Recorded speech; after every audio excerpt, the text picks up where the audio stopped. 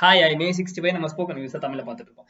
அதுக்கு முன்னாடி இது லேர்னிங்கான டைம் சொல்லிட்டு உங்களோட மைண்ட் சொல்லிருங்க. ஏன்னா வந்து மைண்ட் அப்பதான் மற்ற விஷயங்கள் எல்லாத்தையுமே ஃப்ரீ பண்ணி விடும். ஸோ எல்லாத்தையுமே தாட் அதுக்கப்புறம் வராது. நம்ம ஸ்போக்கன் இங்கிலீஷை கத்துக்க போகிறோம்.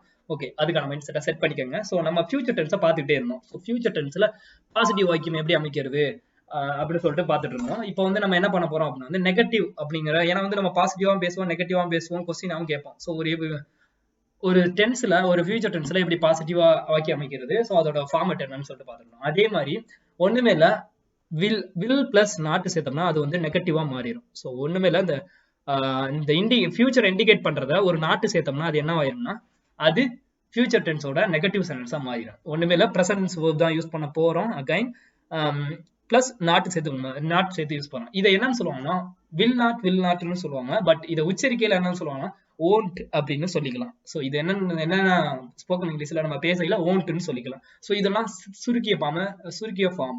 ஸோ இதை வந்து சொல்றேன், நீங்க வந்து ஓன்ட்னு யூஸ் பண்ணிக்கோங்க. ஸோ அதை வந்து நான் ஐ டோன்ட் கோ தேர் அப்படின்னா அங்க போறதே கிடையாது வழக்கமா அப்படின்னு. ஐ டின்ட் கோ தேர் அப்படின்னா வந்து நான் அங்க போகல அப்படின்னு சொல்றது. நான் அங்க போகல அப்படின்னு சொல்றது ஐ டின்ட் கோ தேர். நான் ஐ டோன்ட் கோ தேர் அப்படின்னா நான் இங்க வழக்கமா போறதே கிடையாது அப்படின்னு சொல்றது.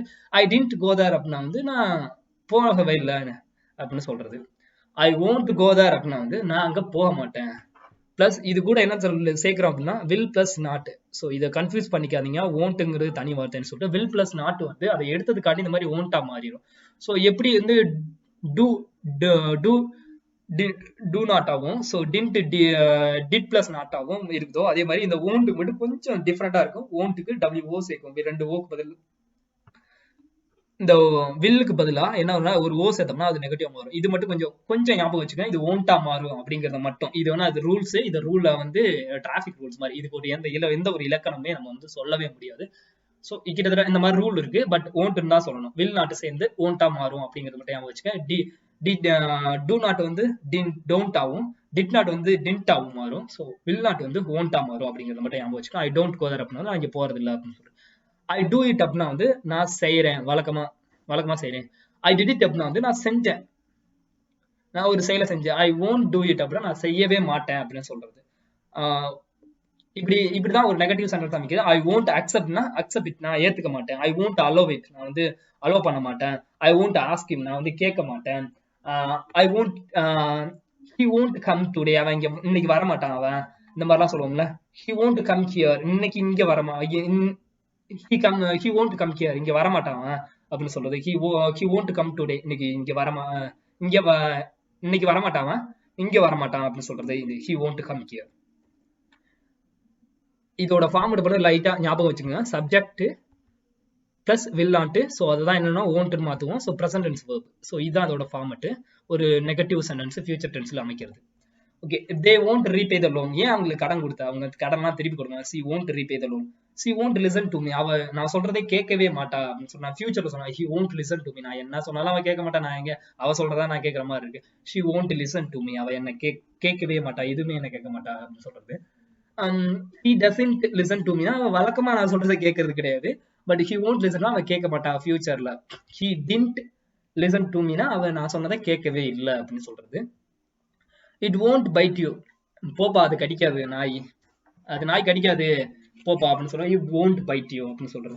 இப்போ வந்து நம்ம வந்து ஒரு ஃபியூச்சர் டென்ஸ்ல எப்படி ஒரு நெகட்டிவ் சென்டென்ஸ் எப்படி வருது ஒரு ஸ்டெப் பை ஸ்டெப்பா பார்த்துருவோம். ஸோ ஃபர்கட்டோட பாஸ்ட் டென்ஸ் தான் ஃபர்கட்னு சொல்லுவாங்க. நமக்கு இந்த ஃபர்கட் இது ஒரு வேர்பு. ஸோ இந்த வேர்பு வந்து முக்காலத்துக்கு நம்ம யூஸ் பண்றோம். ஸோ இதை தான் நம்ம எதுக்கு யூஸ் பண்ணணும்னா ப்ரெசென்ட்டுக்கும் ஃபியூச்சருக்கும் யூஸ் பண்ணுவோம். ஸோ இது மட்டும் பாஸ்ட்டுக்கு யூஸ் பண்ணுவோம். ஓகே, நம்ம ஃபர்கட் இட்னா வந்து ஒரு இன்ஸ்ட்ரக்ஷன் கொடுக்குறது தான் ஃபர்கட் இட். அதை மறந்துருப்பா, ஸோ இது எதுக்கு தேவையில்லாத ஞாபகம்லாம், யூ ஜஸ்ட் ஃபர்கட் இட், அதை மறந்துரு அப்படின்னு சொல்றது. Sorry sir I forgot it, நான் மறந்துட்டேன், நான் நாளைக்கு கொண்டு வரேன் அப்படின்னு சொல்லிடுவோம். முன்னாடி நம்ம அந்த வாக்கிங்லாம் பார்த்துருப்போம். ஸோ அதெல்லாம் ரீகால் பண்ற மாதிரி கொண்டு sorry sir I forgot it, நான் மறந்துட்டேன் அப்படின்னு சொல்றேன்.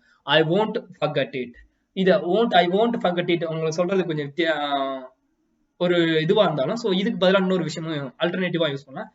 I will never forget it. Never அப்படின்னா வந்து ஒருபோதும் அப்படிங்கிற ஒரு மீனிங் இருக்கும். நான் வந்து ஒருபோதும் மறக்க மாட்டேன் அப்படின்னு சொல்றது. ஐ won't forget it, நான் வந்து மறக்க மாட்டேன் அப்படின்னு சொல்றது. நான் ஒருபோதும் மறக்க மாட்டேன். இந்த இடத்துல நம்ம வந்து நாட் சேர்க்க வேண்டிய அவசியமே கிடையாது. இந்த நெவர்ங்கிறது நெகட்டிவ் தான் குறிக்கிறது. I will never forget it அப்படின்னு சொல்லிடுறது. நான் மறக்க மாட்டேன். ஐ won't forget, நான் மறக்க மாட்டேன். I will never forget it, நான் மறக்க மாட்டேன் அப்படின்னு சொல்றது. ஒருபோதும் மறக்க I will never forget you timely help பண்ணி டைம்ல ஹெல்ப் பண்ணதுக்கு நான் மறக்கவே மாட்டேன், ரொம்ப தேங்க்ஸ் அப்படின்னு சொல்றது. அதே மாதிரி ஃபர்கிவ் அதோட பாஸ்ட் வந்து ஃபர்கிவ், அதாவது மன்னித்து விடு அப்படின்னு சொல்றேன். மன்னிச்சிட்டா அப்படின்னு வந்து ஃபர்கிவா மாறிடும். ஸோ மன்னிக்கிறதுக்கு வந்து forgive.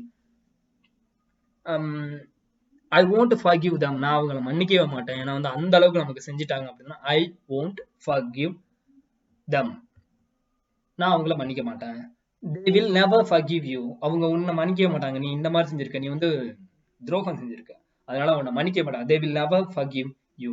So will never use பண்ணிக்கலாம். ஸோ அதுக்கு பதிலாக ஆல்ரெடி நாட் யூஸ் பண்ணிக்கலாம். இதை தான் உங்களுக்கு சொல்லணும்னு நினைச்சேன். கிட்டத்தட்ட he comes அப்படின்னா வந்து வழக்கமா வர்றான் அப்படின்ற, he came again அவன் வந்து திரும்பி வந்தான் அப்படின்னு சொல்றது. he will come again அவன் திரும்பி வருவான், ஃபியூச்சர்ல போயிருக்கான், அவன் திரும்பி வருவான், அதுக்குள்ள நீங்க எல்லாம் போயிருங்க அப்படின்னு சொல்றது. he won't come again அவன் திரும்பி வர மாட்டான். he will never come again அவன் திரும்பி வரவே மாட்டான், ஒருபோதும் வர மாட்டான் அப்படின்னு சொல்றான். he won't come again அவன் திரும்பி வர மாட்டான். he will never come again திரும்பி வரவே மாட்டான் அப்படின்னு சொல்றது. he will never come again. கோவோட பாஸ்ட் டென்ஸ் வென்ட்னு சொல்லுவாங்க. வென்ட்.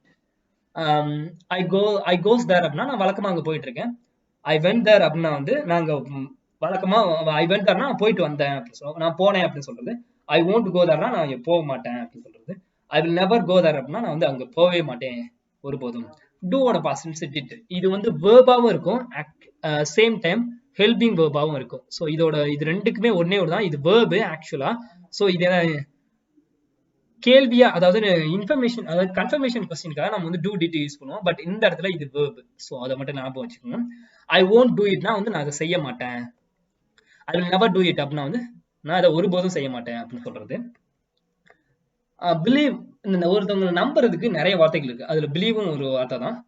ஹோப்னால நம்பு தான் அர்த்தம், ட்ரஸ்ட்னால நம்பு தான் அர்த்தம், இன்னொன்று பேங்க்னாலும் நம்புன்னு அர்த்தம். ஸோ இதனடா சொல்றான், பேங்க் ஒரு நவுன், இதெல்லாம் வேர்பு.